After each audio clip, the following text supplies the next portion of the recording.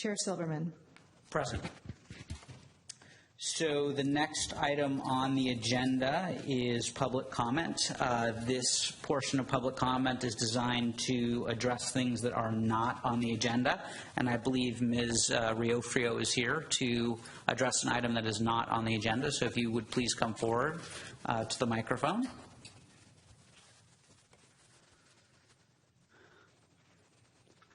Hey.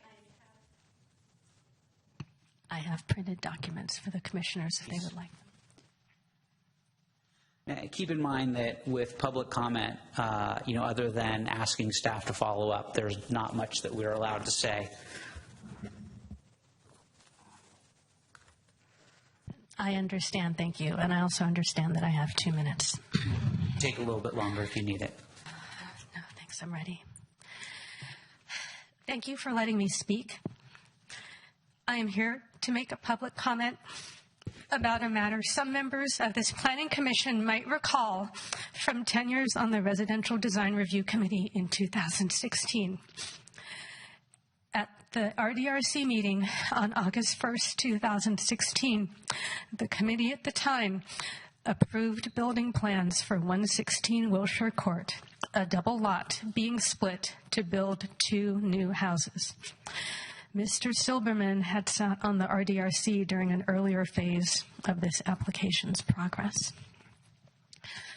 Among the conditions of approval for this project was one requiring that the maximum ridge height of Lot 3 be no more than 2 feet 6 inches higher than the finished floor of our home next door, 132 Wilshire Court. We followed up with the planner assigned to the project, Joe Lewis, to confirm in writing that this specific condition would have to be met. I have submitted that correspondence for your records, and I do have electronic copies too if you'd like to add it to the records. Right now, over 13 months later, we are looking at the roof being finished for Lot 3. By our reckoning, it exceeds the 2 feet 6 inch condition by almost 2 additional feet. Weeks ago, when it became clear this was happening, we notified the builder on August 17th, and then the building department on August 21st, and finally the planning department on September 1st of our concern. All of them pointed to a survey taken from the Lot 3 building's finished floor on July 13th, long before the roof went up, and told us there was nothing wrong.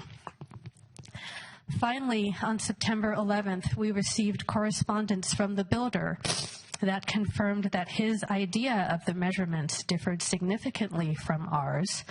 In fact, his response includes both a measurement error and an acknowledgement that he exceeded his own conception of the measurements, which still exceed ours. I have submitted that correspondence for your records. This afternoon, City Planner Lisa Porras confirmed that the surveyed measurement stands.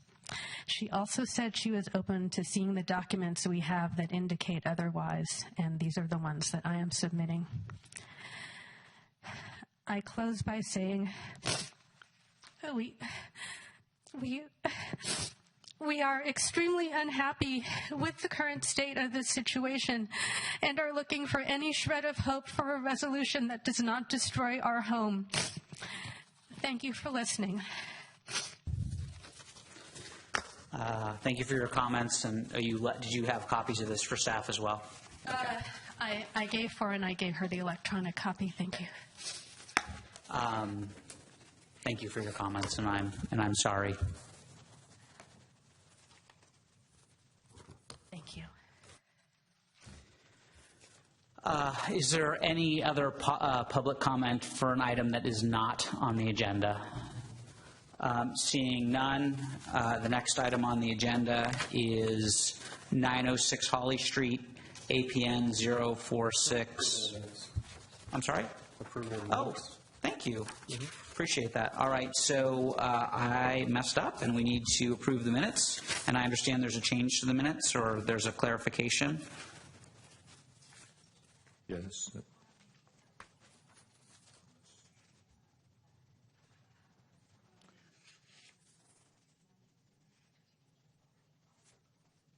I have a clarification or perhaps an oversight on page 5 or packet page 7, it says, of those minutes.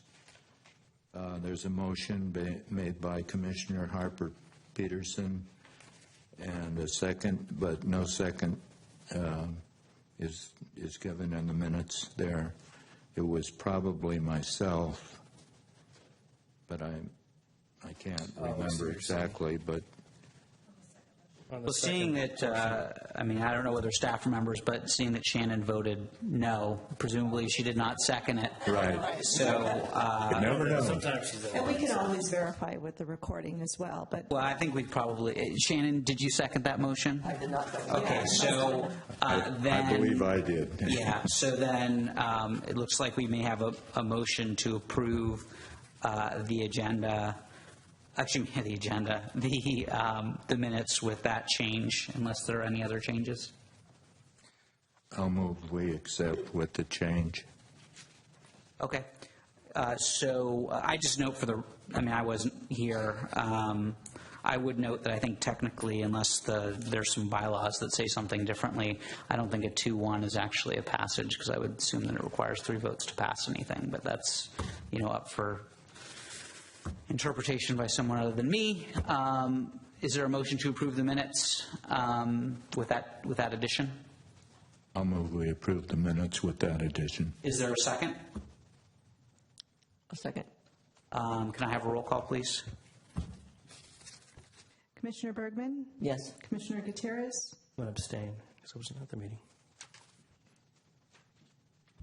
Vice Chair Bradley, Yes? Chair Silverman. Yes. Okay, now the public hearing. So I'll briefly read the procedure for public hearing. Staff will present a report on the history, physical features, et cetera, on the application, followed with the staff's recommendations. The applicant will make a presentation. Thereafter, interested members of the community may speak on the proposal. When all interested parties have had an opportunity to be heard, the hearing will be closed, and no further discussion from the floor can be held. The commission will then consider the evidence and make its recommendation. If you challenge a public hearing item in court, you may be limited to raising only those issues you or someone else raised at the public hearing, described in this notice, the public notice, or written correspondence delivered to the city at or prior to the public hearing. Speakers should fill out, we ask that speakers fill out a speaker's form found by the door and hand it to the recording secretary prior to addressing the commission. The speaker should come up to the microphone and speak since the meeting is being recorded. This will assist staff in preparing the minutes. And the first item is 906 Holly Street. Thank you. Good evening. The item before you at 906 Holly is consideration of a grading and dirt haul certificate to implement the soil and remediation plan. This item was continued from your last meeting. The site is located at the northwest corner of Holly Street Industrial Road. It is the site of an existing service station. The zoning is NR, neighborhood retail. A leak was detected from an underground petroleum storage tank in 1986, and the property owner, I believe, is working on a soil and remediation plan that's been approved by San Mateo County Department of Environmental Health.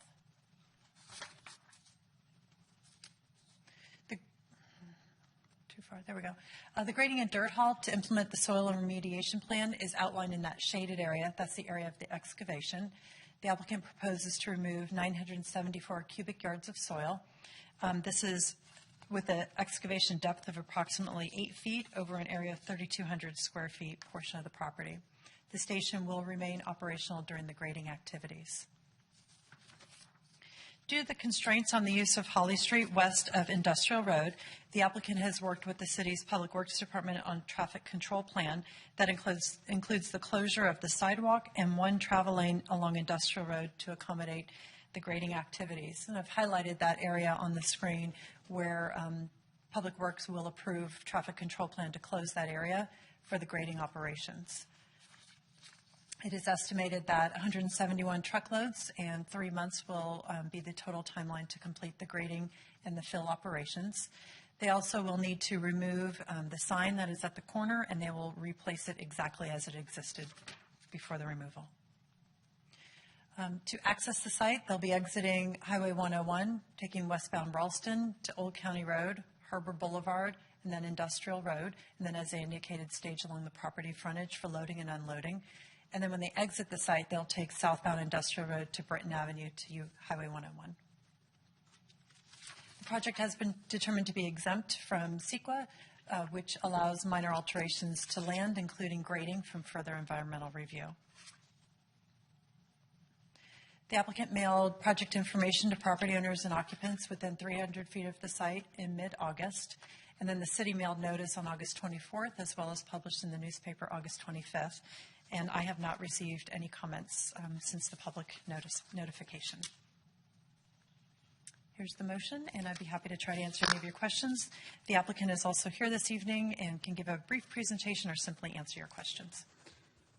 I don't know whether my questions are for you or for them, but you can tell me. How long is that? So that's when you're coming towards Highway 101 on Hawley, the lane that's being closed is the lane that you would turn right into when you are turning onto Industrial? If you were traveling southbound on Industrial and you wanted to turn right onto Hawley. Onto Hawley. You're turning Starting southbound on Industrial. So in Right front onto of the 76 station? That's exactly the project site, yes. Okay. Yes. And how long is that lane going to be closed? The total duration of the project is estimated 3 months, but I can have the applicant maybe give more details on that for you. Okay. And the closure times, I believe, is limited to 9 a.m. to 4 p.m. What about other, I don't know what's active right now. I said we don't have any trucks or any haul routes for the project, the big project that we approved that hasn't even applied for a permit, right? Yet to break ground. The Windy Hill development? Yeah. Okay. Yeah, it's in plan check, so this should be completed by then. Okay, that's And then already been coordinated, basically. Right, and the other grading project on Branston was going to be using Britton for access perfect. and not the north. Okay. Any other questions for staff? Does the applicant have a presentation?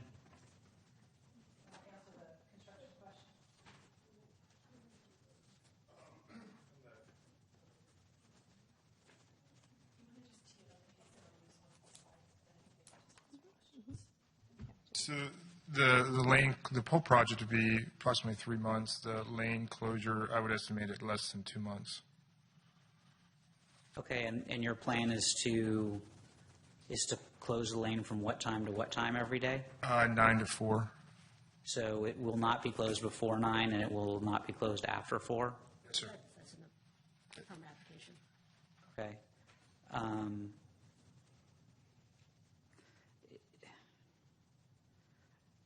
And maybe this is for staff, I mean, is there any outreach that's intended to, notify folks that, I don't come in that direction very often. I don't know how bad the traffic is, but I'm just trying to think, so you're basically turning,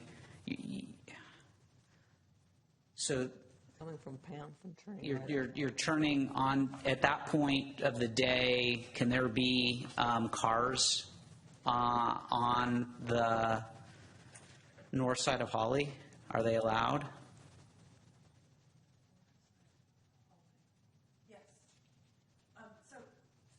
Yes. You know how one of the lanes gets closed? Yeah, no, it would be, you would have the 2 lanes on Hawley at that time, but it's really, you're just eliminating that second through lane on the southbound Industrial. I'm just wondering, was there any? And we can have as a requirement that there be kind of one of those electronic reader boards just to alert commuters. I mean, yes, there'll be outreach to the adjacent property and business owners, but I think your concern more is for commuters that travel that route. So there would be an opportunity to have an electronic reader board to alert people, a few days prior that lane would be temporarily closed. I mean, my concern is really just, I know that portion of Hawley, the traffic is terrible. Now, I don't drive it during that portion of the day. I mean, were there any studies that were done about the amount of traffic during that time? You know, looking at traffic patterns, so see what was happening, to have some sense of how this is going to affect the traffic patterns? That southbound industrial lane, and there's still an additional through lane that's left. It's not the Holly traffic that would be impacted. It's really the southbound industrial traffic. No, I hear and so you. the intent is to keep it off peak hours.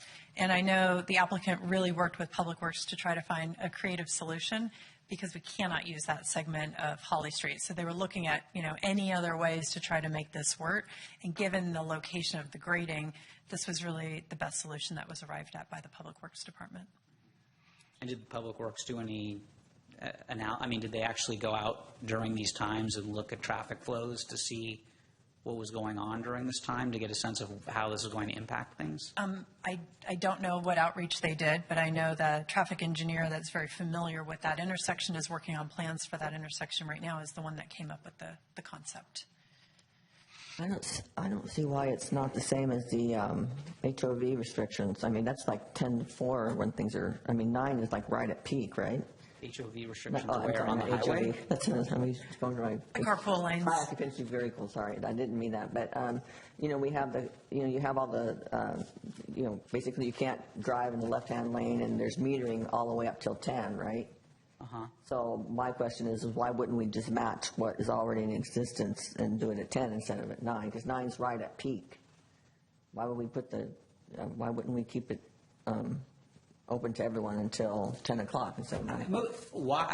I just wanted to know whether the city had studied it. I don't come from that direction. I can tell you, traveling on industrial, going north, anytime near commute time, it can take 3 lights to get through Holly. And so now there is only 1 lane going straight. I get that. But it is already a mess. Now, if it were the same going the other way, and you went from 2 lanes to 1 lane, it would be a major problem. If you took away half the lane, well, you'd only have half the lane, so no one could drive in it. But if you took away half a lane, going north on Holly, anytime near the commute time, it would be a complete and total disaster. So that was my. I don't know if I have a point, but if I did, that was my point. Does anyone else have any questions? No further questions for me. Any questions from anyone? Staff will deal with all of the complaining people and say, hey, we studied this enough, and we knew this wasn't going to be a problem, and we told the Planning Commission it wasn't going to be a problem. Is that what you're telling me? But also to clarify, you're putting on parameters, and the Public Works Department has the ability to further restrict that, because they do still need to issue a permit. They do need to issue the street closure permit as well. Okay. So if Public Works sees that this is not working, it's too much of a congested area at that hour of the day, they can shift it. They do have the ability to do that. Where? In their authority as the permit issuer. But They can further restrict it if they see it's an issue. And if you want to add that as wording, you can, but they legally have that ability to do so. You're not approving that sidewalk lane closure. That's not under your authority. Oh, okay. That would be the encroachment permit. Okay. All right. Well, that's good to know. All right, thank you. All right. A motion to close the public hearing? So moved. Is there a second? Second. Can I have a roll call, please? Commissioner Bergman? Yes. Commissioner Gutierrez? Yes. Vice Chair Bradley? Yes. Chair Silverman? Yes. All right. You want to put the motion back on there? Anybody want to make that motion, or is there any discussion? There's no discussion, right? I think. No. I move that the Planning Commission grant approval of the request for grading and dirt haul certificate to implement the soil and remediation plan at 906 Holly Street, APN 046-111-280, based on the findings and for the reasons incorporated in the staff report and as conditioned in the draft grading and dirt haul certificate. Is there a second? Second. Can I have a roll call, please? Commissioner Bergman? Yes. Commissioner Gutierrez? Yes. Vice Chair Bradley? Yes. Chair Silverman? Yes. All right. Moving on to 360 Industrial Road. The same rules for public hearing that I read earlier still apply. you. Good evening. I'm Laura Russell, Senior Planner. The application before you is for a conditional use permit for a commercial recreation use called Love to Play at 360 Industrial Suite A, and that is next to Orchard Supply Hardware.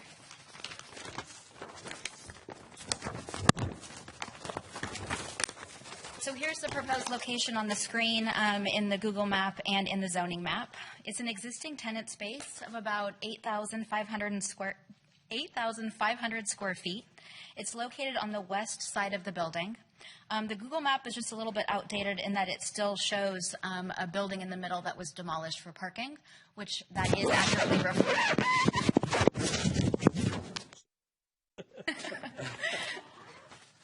It is accurately reflected in your plans, and you're probably familiar with it in the field as well. The zoning is IL for light industrial, and a residential neighborhood is located directly to the west.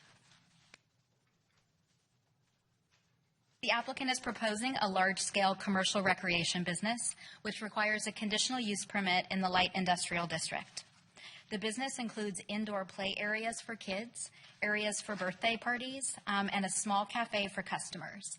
The hours of operation are proposed to be Monday through Saturday from 9 a.m. to 9 p.m. and Sunday from 9 a.m. to 6 p.m. Deliveries would be by small vans or small trucks only, and those deliveries would occur through the front door. Per the conditions of approval as drafted, the delivery hours would be the same as the Orchard Supply. So the site plan shows where the proposed business would be located. It's between the Orchard retail area, which is on the right, and the Orchard loading dock and storage area, which is on the left. The overall site improvements were made as part of the Orchard project, and a master sign program is in effect for the overall site, which was approved by the Planning Commission. There are 219 parking spaces currently on site. The existing uses require 125 parking spaces, so there's significant excess parking available. There are just two small aspects of the project that would affect the exterior. There's no design review application required since all of the other changes to the exterior were made as part of the tenant improvements and the improvements to the site. The first small change is the applicant is proposing just a few small tables and chairs for customers that would be located in the walkway in front of the storefront. I just highlighted that in yellow here for you to see where those might be located. And number two, a small iron fence would be installed to direct customers towards the pedestrian walkway so that they wouldn't cut through the landscaping and cross over in front of the Orchard loading dock. This would kind of, reduce the impact of any possible safety implications of kids coming out of the storefront. Make sure they're moving in the right direction out towards the parking area. The applicant invited all property owners within 300 feet of the site to a neighborhood meeting. There were no residents in attendance at that meeting. They also hand-delivered notices to the houses that are immediately adjacent to the site. They did not receive any concerns. They did receive one email that just wanted to make sure that employees would not be allowed to congregate or smoke out by the fence, and that's an old issue that came up before Orchard Supply even applied for their project. So just kind of a reminder about that and some positive comments about the business. And I'm sure that the applicant could elaborate on that if you would like.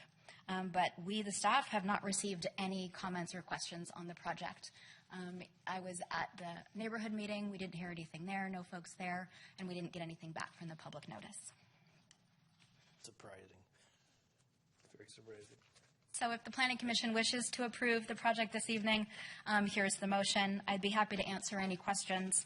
The applicant, his architect, and the property ownership representative are here this evening as well. Thank you. Thank you. Does anyone have any questions for staff at this time? None for me. All right. Does the applicant have a presentation?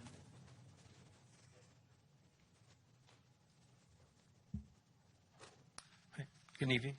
My name is Benny Chow, and what I'd like to do is open a business at the 360 Industrial. It's called Love to Play. Basically, it is it's a family entertainment center. It's geared toward kids 0 to 12.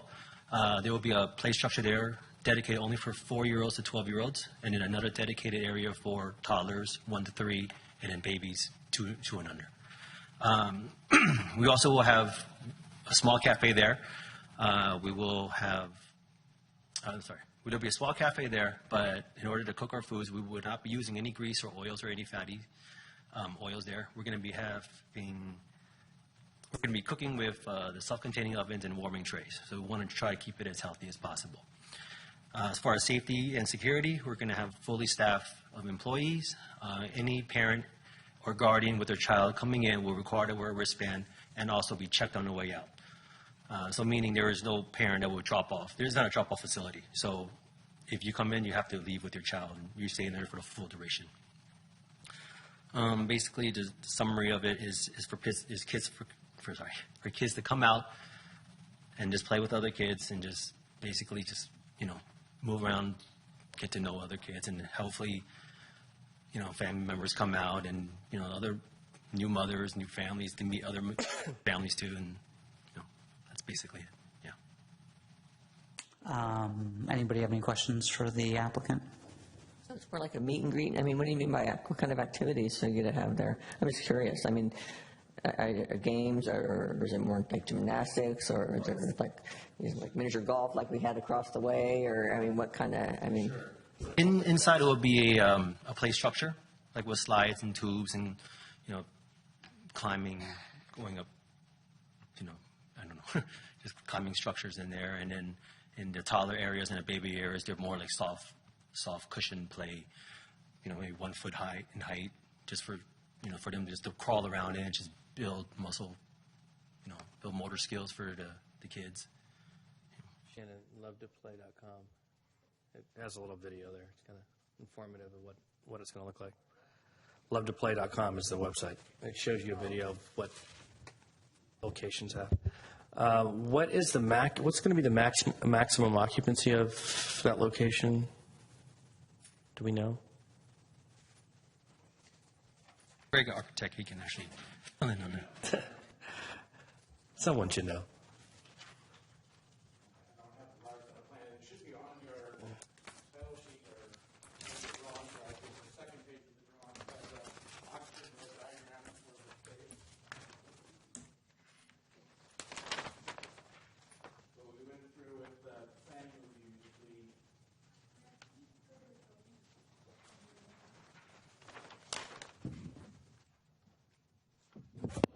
My name is Greg Stowers, Stowers Associates Architects, project designer for Love to Play. So as Benek was saying, there's kind of 3 main play areas which will have structures. So basically imagine an indoor park. That's basically a decent analogy of what this would be. There are some party rooms for birthday parties and kind of social events where families could schedule things. And then the play areas, we worked with the city's plan checker to determine appropriate occupant loads. It's not a daycare, so the daycare occupant load doesn't really apply, but it's not a true assembly either, such as this type of assembly. So we went back and forth in negotiating and also in looking at the other franchise store locations in other states, and we looked at how they've applied the occupant loads. And so the occupant load diagram on the drawings reflects all of those conversations. So it says 124. Yes.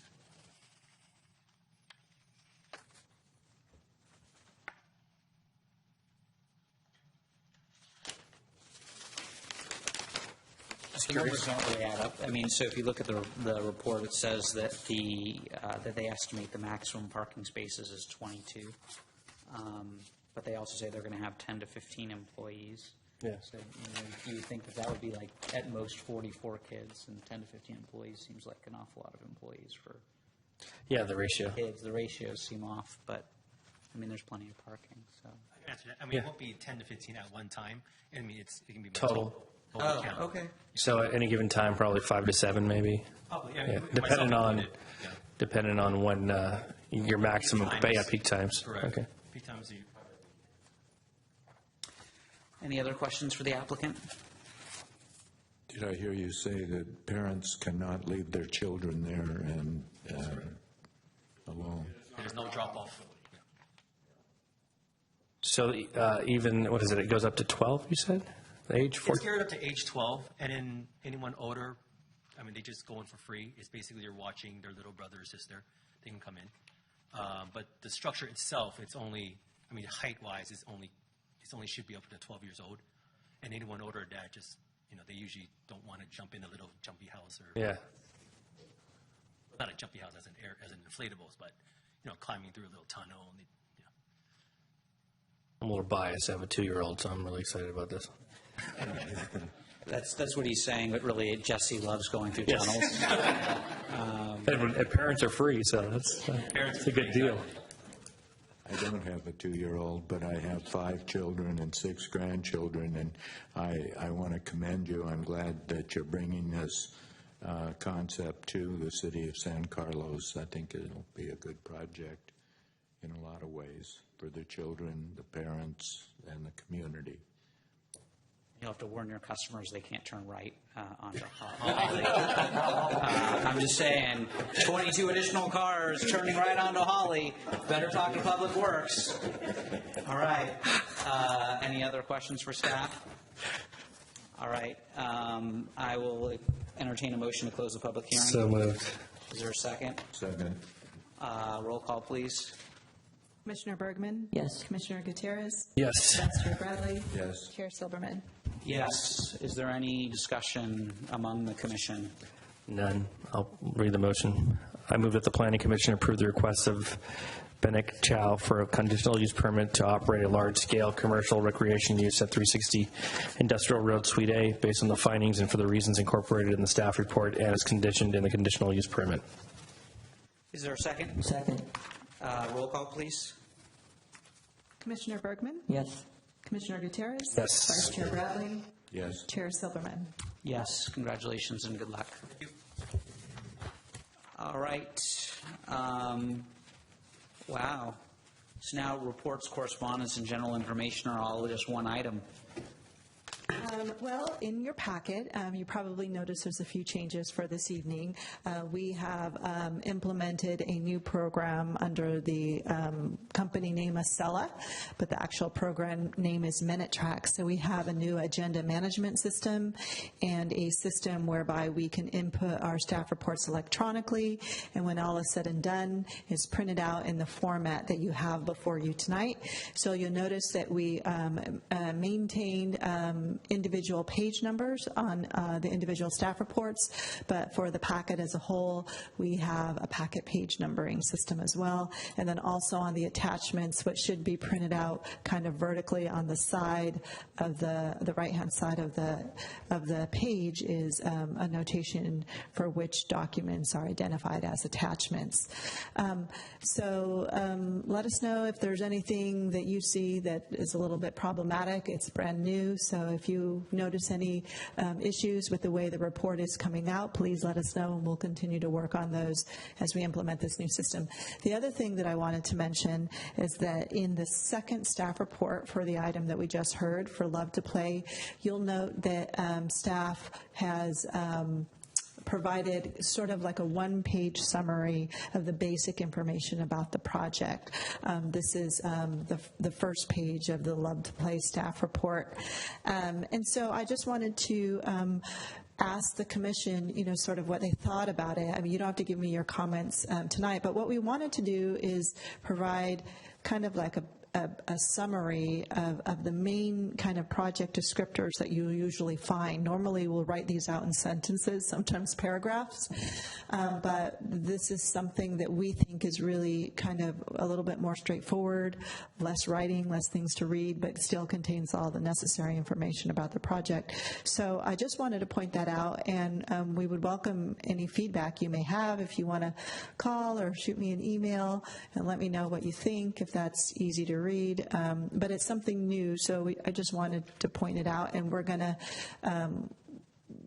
going forward, we're going to be using this format for our staff reports. We find it to be efficient for ourselves, but the Planning Commission is the one that reads the staff report, and we want to make sure that the information is conveyed in a way that really works for the Commission. So, having said that, let us know your thoughts. Quick question for you. When do they think, what's the ETA on getting all the past meetings on the new site? I don't know the answer to that, but I can certainly find out and let you know at the next Planning Commission meeting. Kind of flipped out a little bit, thinking, oh, they lost all, and then I read a little small line that says we're working on transitioning the old I information. know, there's, Is it? is it today? Okay. Oh, great. Okay. Okay, so in Well, case there's the answer. the recording didn't pick that up, it should be working as of today. But if you see something that's not, just feel free to let us know. So when you say what's new, is it this part? Is new? Yes, it's kind of like a table. In this instance, it bleeds over to the next page. But It's kind of like a dashboard of key, sort of key metrics, and I like it. great. Yeah, I like it. I like the I mean, format it's too. not additional work. I mean, it's got useful information, including information that we didn't previously have at our fingertips, like the previous use. That's interesting. Yeah, that's a good point. Yeah, so it's Okay, a nice little dashboard. great, good. And, it's something that we're always improving, so we'll continue to build upon that as we need. But thanks, that's what we were hoping for. We wanted to make it easier for everyone, but still be meaningful. The only other update that I have this evening is just that our next meeting is set for October the 2nd, and we have 2 items on the agenda, one of which will be a recommendation to consider amendments to the zoning ordinance to accommodate cannabis business-oriented uses. In addition to the second item on the agenda, which will be a general plan or zoning map, sort of correction to the zoning map. And the report will be fairly straightforward and explain that as well, as far as what we need to correct, and give some history about that as well. And that would be it for October 2nd. And that's all I have for this evening. Any commissioner reports? Not a report. Question for staff. Lisa, is the single-family density study committee meeting again this month? Do you know? Thank you. That is actually a great opportunity for me to give you an update, which I probably should have, but there's too many things in my mind, it seems. So the Single Family House Committee, otherwise known as the SHAC, is a seven-member committee that has been working with the city to look at development standards for single-family homes. We've met about 4 times with them, and our next meeting is set for Thursday, October the 5th at 6 o'clock. Do we meet at 6 or 6:30? I'm sorry, I can't remember at the moment. I think it's 6 p.m. 6 p.m. 6 p.m. in the Enterprise Room, which is located on the 2nd floor of City Hall next to Public Works. Thank you. You're welcome.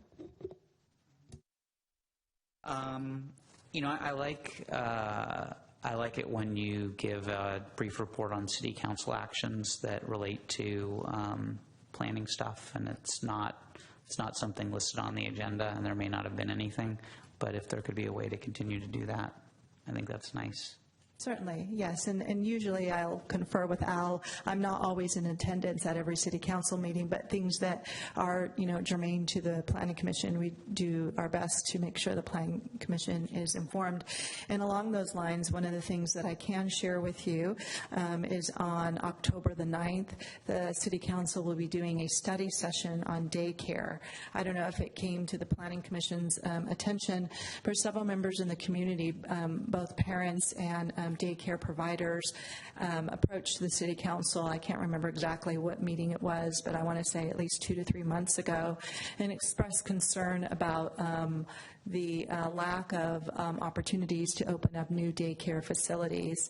And I guess it's an issue throughout the region, but looking specifically at San Carlos, they asked the council to consider what they might be able to do to make it easier to open up a large family daycare at your private home or a commercial daycare business within the permitted zones within the city. So on October 9th, the consultant who was hired to kind of look at these is going to be offering up some ideas, not really offering up, but, providing the council with a summary of options that they can consider. And so we expect the council to consider those and possibly provide some direction to staff, which could ultimately lead to a modification of the zoning ordinance as it pertains to large family daycare or daycare uses within the city.